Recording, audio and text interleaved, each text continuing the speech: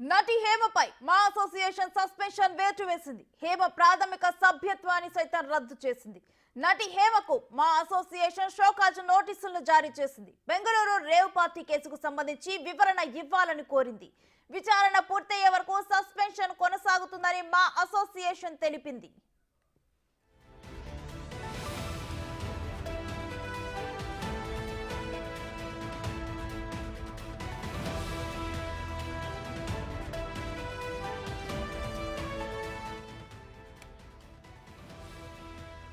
నటి హేమపై మా అసోసియేషన్ చర్యలకు ఉపక్రమించింది. సస్పెన్షన్ వేటు వేసింది. హేమ ప్రాథమిక సభ్యత్వాన్ని సైతం రద్దు చేసింది.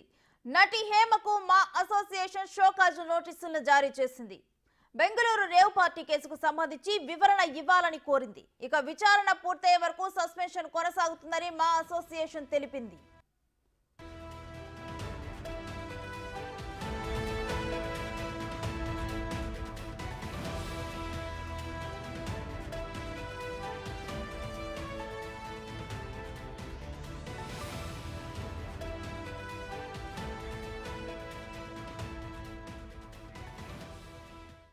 ఇక ఇదే అంశానికి సంబంధించి మరింత సమాచారం మా ప్రతినిధి సురేష్ లైవ్ లో అందిస్తారు. సురేష్, మా అసోసియేషన్ తాజా నిర్ణయం గురించి డీటెయిల్స్ ఏంటి? మా అసోసియేషన్ నుంచి హేమను సస్పెండ్ చేస్తున్నట్టు కొద్దిసేపటి క్రితమే మా అసోసియేషన్ సంబంధించి లెటర్ రిలీజ్ చేయడం జరిగింది. దీనికి సంబంధించి ఆమె డ్రగ్స్ వాడుతూ పట్టుబడి పోలీసులకు దొరికింది కాబట్టి ఆల్రెడీ ఆమెను అరెస్ట్ చేసి జైల్లోకి తరలించారు. కాబట్టి ఆ మా అసోసియేషన్ సభ్యత్వం నుంచి ఆమెని సస్పెండ్ చేస్తూ నిర్ణయం తీసుకోవడం జరిగింది. నిన్న మా అసోసియేషన్కి సంబంధించిన సభ్యుల ఉన్న గ్రూప్లో మంచు విష్ణు ఈ మా అసోసియేషన్ నుంచి హేమని సస్పెండ్ చేయాలా అని చెప్పేసి కూడా ఒక మెసేజ్ పెట్టడం జరిగింది. ఆ మెసేజ్కి గ్రూప్ సభ్యులందరూ కూడా మా అసోసియేషన్ నుంచి హేమను సస్పెండ్ చేయాల్సిందే ఖచ్చితంగా. ఎందుకంటే డ్రగ్స్కి సంబంధించిన కేసులో పట్టుబడి హేమ ఖచ్చితంగా టాలీవుడ్కి చెడ్డ పేరు వచ్చే విధంగా ఆమె ప్రవర్తన ఉంది కాబట్టి ఆమెని మా అసోసియేషన్ నుంచి సభ్యత్వాన్ని సస్పెండ్ చేయాలని చెప్పేసి కూడా సభ్యులంతా కీలకంగా నిర్ణయం తీసుకోవడం జరిగింది. అందరి నుంచి కూడా ఆమెను సస్పెండ్ చేయాల్సిందే అని చెప్పేసి కూడా అభిప్రాయం రావడంతో మా అసోసియేషన్ ఈ నిర్ణయం తీసుకున్నట్టు తెలుస్తుంది. ఎందుకంటే టాలీవుడ్కి సంబంధించి ఎవరైతే ఆర్టిస్టులు ఉంటారో వాళ్ళంతా కూడా కొంతమంది గతంలో డ్రగ్స్ వాడినట్టు ఆరోపణలు వచ్చాయి కానీ నిర్ధారణ కాలేదు. కానీ ఇప్పుడు హేమకి సంబంధించి ఆమె రేవ్ పార్టీలో పాల్గొంది, అదేవిధంగా డ్రగ్స్కి తీసుకున్నట్టు పాజిటివ్ రిపోర్ట్ కూడా రావడం, పోలీసులు ఆమె పాత్ర ఈ పార్టీలో చాలా కీలకంగా ఉందని చెప్పేసి కూడా అరెస్ట్ చేయడం జరిగింది. కానీ హేమ చెప్పండి. ఇటు మా అసోసియేషన్ హేమ నుంచి ఎక్కువ ఎక్స్ప్లెనేషన్ కూడా కోరినట్లు తెలుస్తుంది.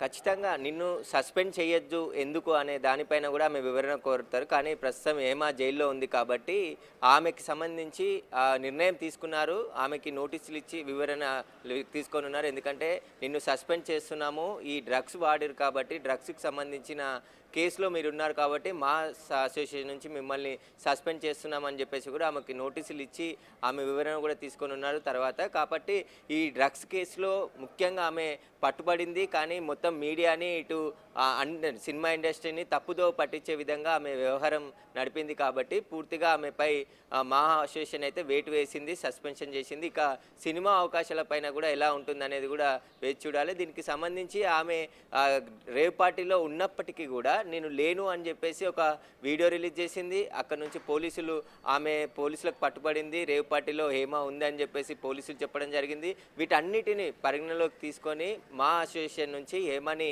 సస్పెండ్ చేస్తూ, అంటే ఎన్ని రోజులు శాశ్వతంగా సస్పెండ్ చేస్తారా, ఇప్పుడు ఆమె క్లీన్ చీట్ వచ్చే వరకు సస్పెండ్ చేస్తారా అనేది కూడా తెలియాల్సి ఉంది.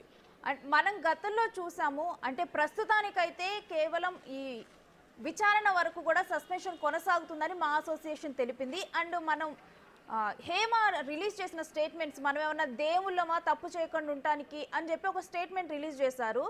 అంటే ఒకవేళ తప్పు చేసింది అని ప్రూవ్ అయితే కనుక ఒకవేళ శాశ్వతంగా ఆమె సభ్యత్వం మా అసోసియేషన్ నుంచి తొలగిపోయే అవకాశం ఉందా? దీనిపైనే కమిటీ కూర్చోవాలి. అంటే మా అసోసియేషన్‌కి సంబంధించిన కమిటీలో ఉన్న మెంబర్స్ అందరి అభిప్రాయం తీసుకున్న తర్వాత నిర్ణయం తీసుకుందామని చెప్పేసి కూడా మంచు విష్ణు నిన్న ప్రకటన చేయడం జరిగింది. దీనికి సంబంధించే కమిటీ సభ్యులందరూ కూడా ఎట్టి పరిస్థితుల్లో హేమ పైన సస్పెన్షన్ వేయాల్సిందే అని చెప్పి నిర్ణయం తీసుకున్నారు. దాని మేరకే ఈరోజు ఆమెపై మా అసోసియేషన్ నుంచి ఆమెను సస్పెండ్ చేశారు. క్లీన్ చీట్ వచ్చే వరకు సస్పెండ్ చేయాలా, లేదంటే ఇప్పుడు ప్రస్తుతానికి కొన్ని రోజుల పాటు సస్పెండ్ చేయాలా అనేది కూడా ఇంకా ఎలాంటి నిర్ణయం తీసుకున్నారు అనేది ఆ లెటర్ చూస్తే తెలుస్తుంది. దీనికి సంబంధించి మా అసోసియేషన్లో హేమపై హాట్ టాపిక్ నడుస్తుంది. ఎందుకంటే ఆమె ఇటు మీడియాని తప్పుదో పట్టించింది, అదేవిధంగా డ్రగ్స్ వాడింది, ప్రూవ్ అయింది, పాజిటివ్గా రిపోర్ట్ వచ్చింది. కాబట్టి ఆమెపై శాశ్వతంగా సస్పెండ్ వేయబోతున్నారు అనేది కూడా మా అసోసియేషన్ నుంచి మా సభ్యులు మాట్లాడితేనే వివరాలన్నీ తెలిసే అవకాశం కనబడుతుంది. మంచు విష్ణు నిన్న సభ్యులకు సంబంధించిన అందరి వివరాలు అభిప్రాయాలు తీసుకోవడం జరిగింది. ఎందుకంటే మా అసోసియేషన్లో ఆమె విష్ణు ప్యానెల్లో చాలా కీలకంగా హేమ పనిచేసింది కాబట్టి